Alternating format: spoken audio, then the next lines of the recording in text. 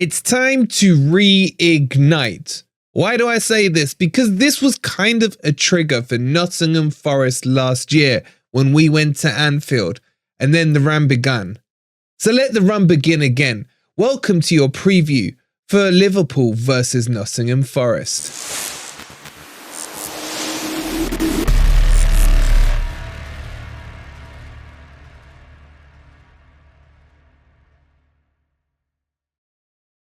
Good afternoon, everybody. Hope you're well wherever in the world you're watching, and welcome to your match preview for Liverpool versus Nottingham Forest. And this is going to be a different one. There will be no name calling. There will be no Liverpools. There will be no nothing like that, mick taking or anything. Why? Because I actually don't mind Liverpool too much. I know the older guard, the likes of Ant, Dino, etc., all hated Liverpool when they were growing up in their youth. But for me, that era was before I was born. So in my times, I don't mind Liverpool that much. And I've actually got a lot of respect for Jurgen Klopp, even though he can be a little muddy in front of the camera. And we did split the points with them last year. And they are on our level in terms of European pedigree. They have some stars to their names. So we will treat today Liverpool, I know it will shock a lot of you, with the respect they deserve. If you are shocked, hit that like button. Subscribe if you're new to Forest Fan TV. And coming up today, we'll go through my predicted team for Nottingham Forest this weekend. I'm a bit on the fence as to which way I think Cooper goes. Depending on which way he goes, will make a clear understanding for us whether or not he is under pressure in his job. And speaking of that, we're going to have a respectful debate tonight at about 8 p.m. between myself and Arctic on Cooper in, Cooper out. So if you're interested in that, if you're interested in hearing an articulated conversation, yes, I know I will be there and I use that word, join us. If you're just a moody person who's not going to look at it in the correct way or what it's intended for, then go watch like West Ham on TV or something. All right, let's get into this preview and let's start with my predicted Forest team.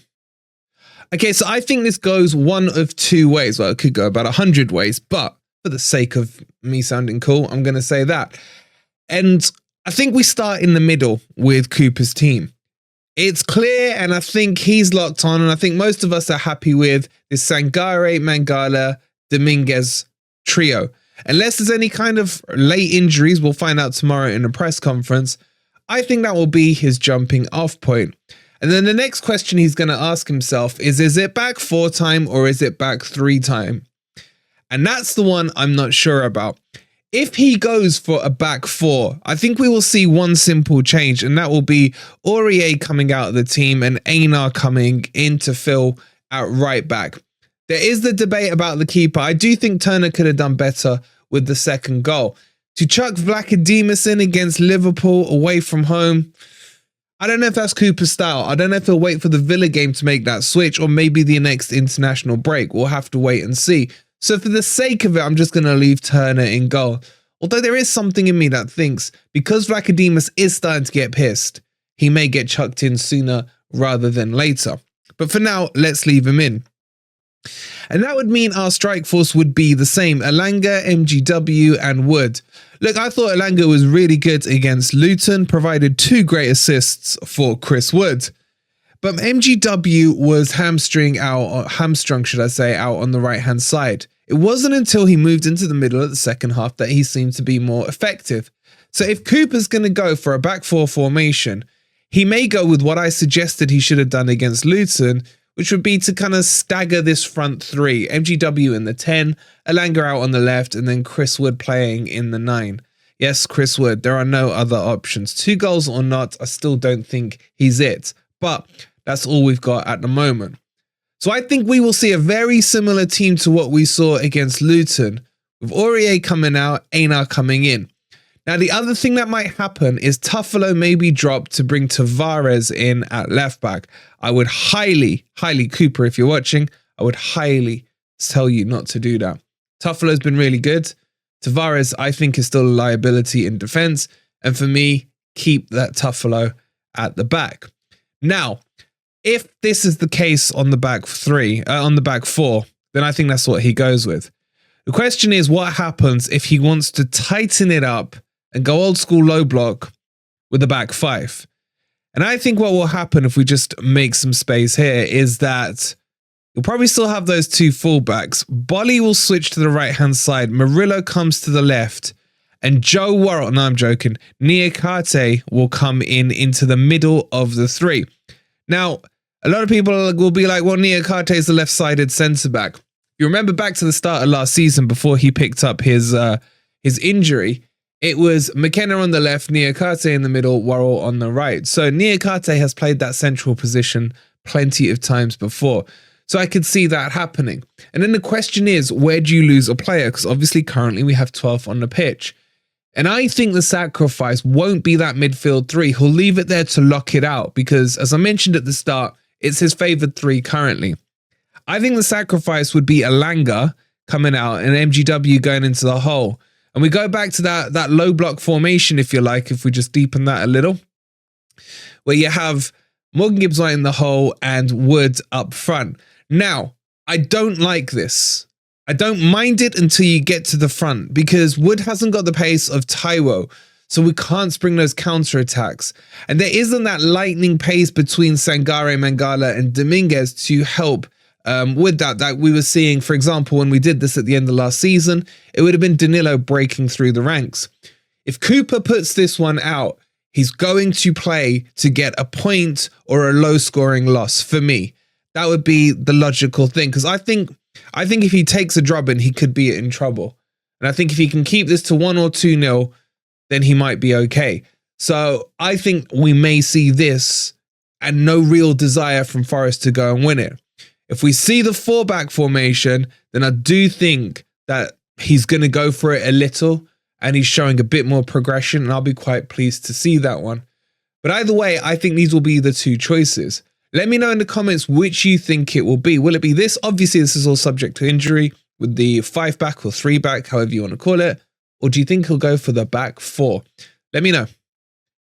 All right, so let's have a look at the Liverpool team, and it is pretty tasty. I'm not going to lie to you guys. Alisson, one of the best keepers in the league. Virgil I nearly called him something else. Dijk. Not as good as he was, but slowly coming back into form, and he seems to be striking a partnership with Konate, who's been a little bit dodgy for Liverpool over the last year or so. It's the midfield that is very strong, but not very defensively minded. Szoboszlai, very good player. Probably for me, their standout midfielder this year. And then Gravenberch, I've got a lot of time for. Really good in his time in the Dutch league. Didn't quite make it at Bayern Munich. And it started okay for Liverpool, although he did miss an absolute sitter against Brighton the other week. And McAllister, the ex-Brighton player, World Cup winner, not really a CDM. Like, out of these three, the most defensively minded player I would say is probably Gravenberch, but he's not even a full 6. He's more an 8 for me. So they haven't really locked down a CDM position, apart from the dude they bought, which was Endo in the summer, who is a CDM and can play that role for them, but not really been used. And I still don't expect to see him this weekend. Then we go into the front three. Salah on the right, Jota and Diaz. This is very, very interchangeable for Liverpool. Very hard to judge if you're an opposition manager because Jota can play out here on the left. Diaz could be dropped and Nunes comes in the middle. But then again, you'll see Nunes pulled out on the left, Jota up front, etc. My guess will be that it'll be Diaz out on the left, Jota or Nunes playing up front, and Salah will always be on the right-hand side. The other thing to bear in mind is Liverpool are playing tonight in the Europa League. They are playing our boy, I can't remember who they're playing actually, but they're playing and could have to rest a couple of players for the Forest game. You may see if they go up quite comfortably. Who was it? I think they got Toulouse off the top of my head. Toulouse, don't quote me. But they could rest a few players for that, save them for Sunday. So let's hope it's a bit of a tight match. A few of their players get knackered out. But honestly, this team has got backup. Okay, so how do I see this match going? Look, let's be serious and realistic on this one. A defeat is expected for Nottingham Forest. The question is, probably some would say by how much? I'm not sold on that argument because I think the midfield will dictate what happens because Liverpool haven't got a holding midfield. You may find that Morgan Gibbs-White finds himself in a lot of free space on the times that Forest do get the turnover on the counter-attack. Let's not forget Morgan Gibbs-White scored probably his last goal, if memory serves me right, at Anfield here. Do I see Forest being able to trouble Liverpool? No, is the honest answer, guys. I'm just being straight with you. Why? Because I think the mentality that they'll be set up in is going back to the old school, low block, and just trying to battle it out for a 0-0. I think 0-0 is our best hope, or maybe a 1-1, something like that. But realistically, what do I see this scoreline? I think it'll be 3-0 to Liverpool. I think Liverpool have scored 3 goals in their last few home matches, apart from the Everton one, and therefore I can't see any other result. Talk about ending on a downer. Give me your score predictions down below. 3-0 Liverpool from me. Don't forget to like, subscribe. We'll see you at 8 o'clock for the Cooper debate. And come on, you Reds.